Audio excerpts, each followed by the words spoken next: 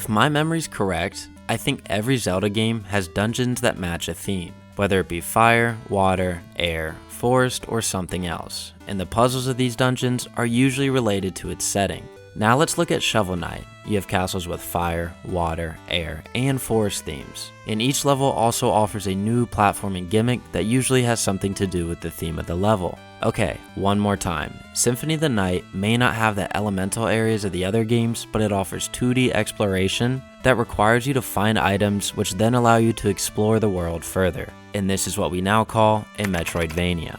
Everblade may seem fairly generic at first, and even I was a bit hesitant at the beginning, but as I progressed, I came to love the variety that the game offers. It takes elements of a variety of titles and genres and combines it into its own, which is why I believe the developers may have intentionally or unintentionally created a new platforming subgenre. During the first few minutes of my playthrough with Everblade, I immediately noticed similarities to the widely popular Shovel Knight. This is partially because they both use 8-bit style graphics, but what really stood out to me was the resemblance to some of the sprites in Shovel Knight, especially in the first level of both titles. They're both set in fairly basic grassy lands with waterfalls in the background. Neither game teaches you how to play either, which is something I personally enjoy. In Everblade, you learn to hit hidden walls on your own that will open paths to secrets, which is something that Shovel Knight also has you doing.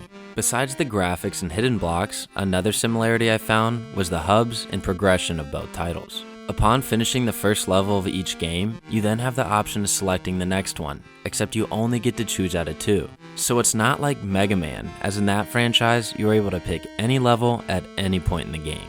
Like Shovel Knight, Everblade's hub offers the option to purchase health upgrades and new skills with money or blue coins you discovered during the levels. I would say the main area in Everblade feels more similar to the hub in Spectre of Torment. However, in that, you are able to choose which knight to fight at any time.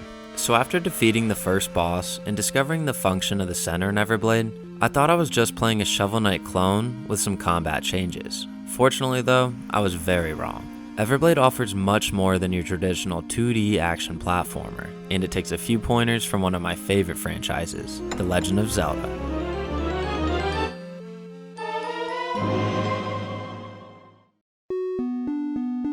You all may be thinking this is a bit of a reach, and maybe it is, but something I found strikingly similar to the Zelda franchise is the use of puzzles and bosses. Most Metroidvanias that at least I've played don't require too much puzzle solving, nor do they have too many key-gated doors. Metroidvanias usually push you to explore and pay close attention to detail in order to find the path forward. Upon exploration, you will typically find an ability that will allow you to enter places that you couldn't access before. There's definitely some exploration in Everblade, but I'll touch on that next. Right now, I want to speak on the puzzle aspect. The puzzles may not be as complex as the Zelda series, but you'll still find the scenarios where you must hit a switch in a certain order, move a block, or do some timely platforming.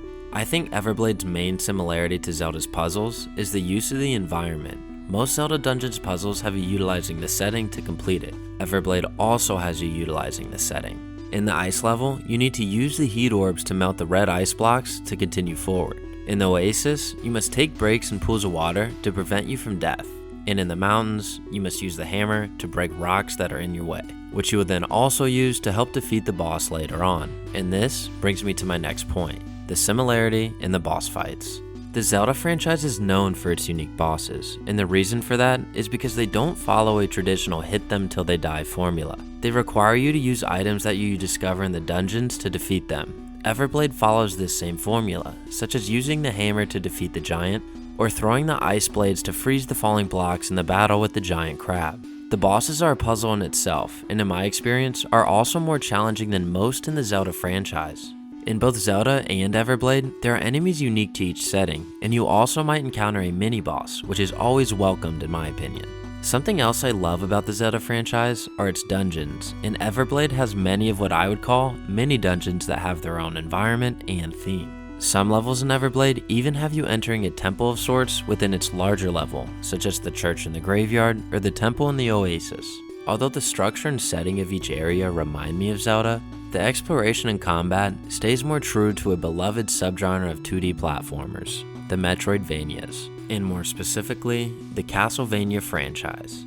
I have played 3 of the Metroidvania-styled Castlevanias, and I love each one of them. The reason I think the combat in Everblade is most similar to this franchise is because it involves a lot of attacking your enemy rather than utilizing a counter or rolling. On top of that, you also learn new abilities that aid you in combat but are not necessarily required to complete the game. This just adds a bit more complexity to the combat that a lot of traditional platformers don't have. But what makes Metroidvania stand out is the exploration that they provide. This is because they have a large, interconnected world with plenty of environments and enemies. Everblade's levels are basically mini Metroidvania-style dungeons, except that they are not interconnected, and once you defeat a boss, you return to the main hub instead of continuing to progress forward. But when you are playing one of these levels, it feels more like a Metroidvania than anything else. And this is because of the 2D exploration each world offers. I found that Everblade's levels don't provide the vast exploration that a lot of the Castlevania titles have.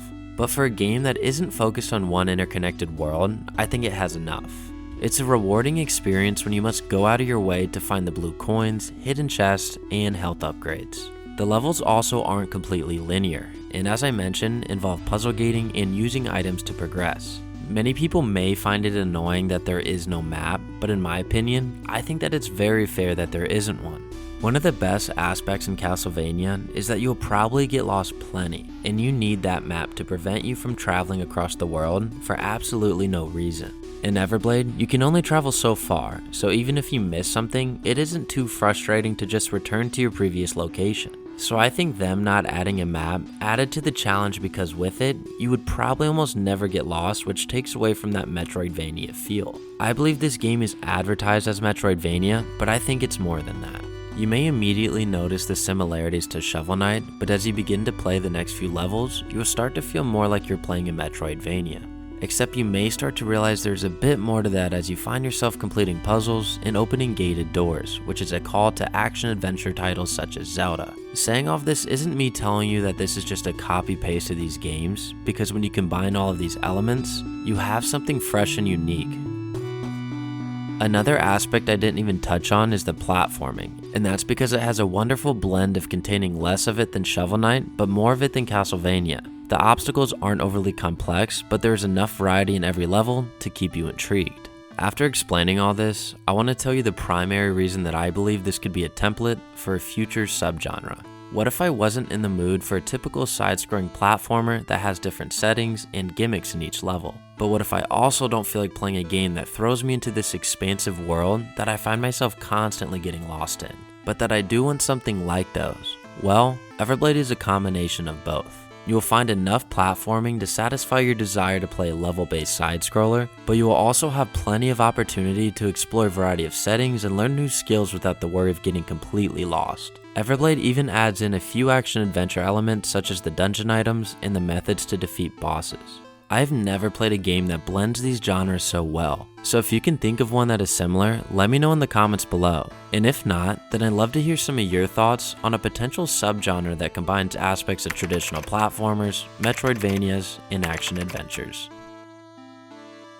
I hope you all enjoyed the video, and I highly recommend giving Everblade a try if you have access to Steam, because unfortunately, it's not on the Switch, which is where I play most of my games. However, I do have an Xbox adapter, so I can use the controller on Steam titles, as I'm not too experienced on the platform, nor do I want to use a keyboard. And as usual, I will keep trying to post weekly, so until next time, peace out.